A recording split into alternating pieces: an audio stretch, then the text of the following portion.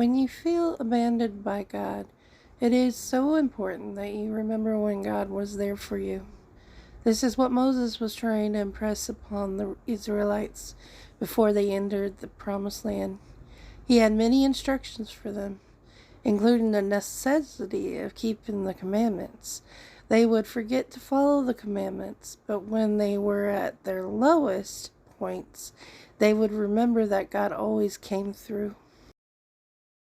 God always came through as generations came and went. This message from was repeated in the scriptures. It was contained in the Psalm 22, which Jesus would quote while he hung on the cross.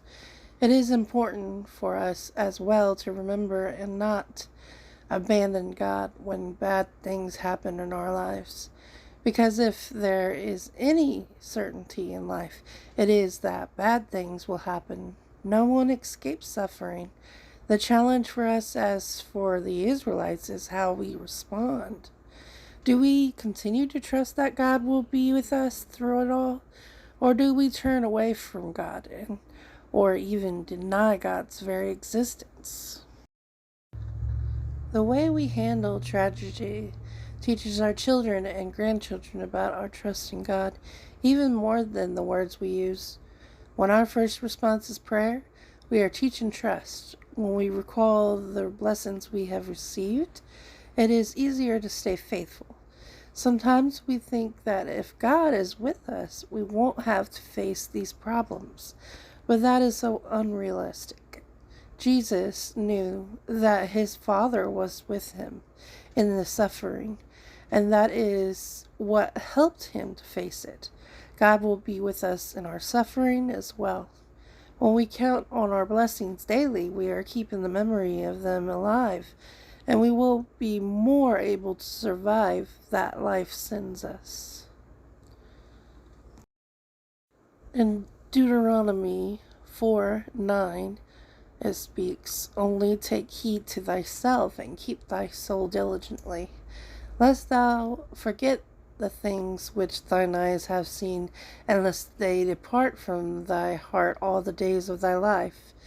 But teach them thy sons and thy sons' sons, especially the day that thou stoodest before the Lord thy God in Horeb, when the Lord said unto me, Gather me the people together, and I will make them hear my words, what they may learn to fear me all the days that they shall live upon the earth, and that they may teach their children.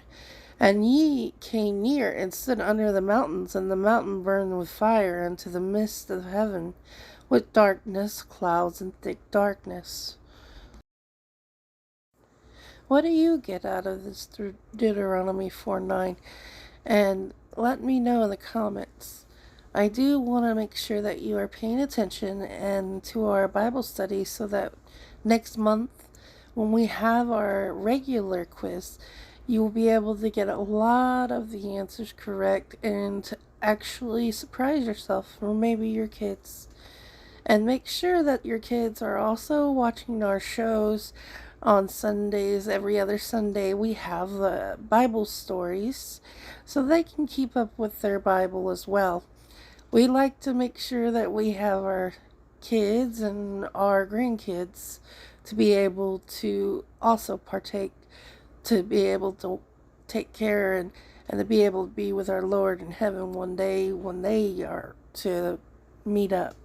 So we'll see you again next week. And this week is no Bible story, but next week there will be. Thank you.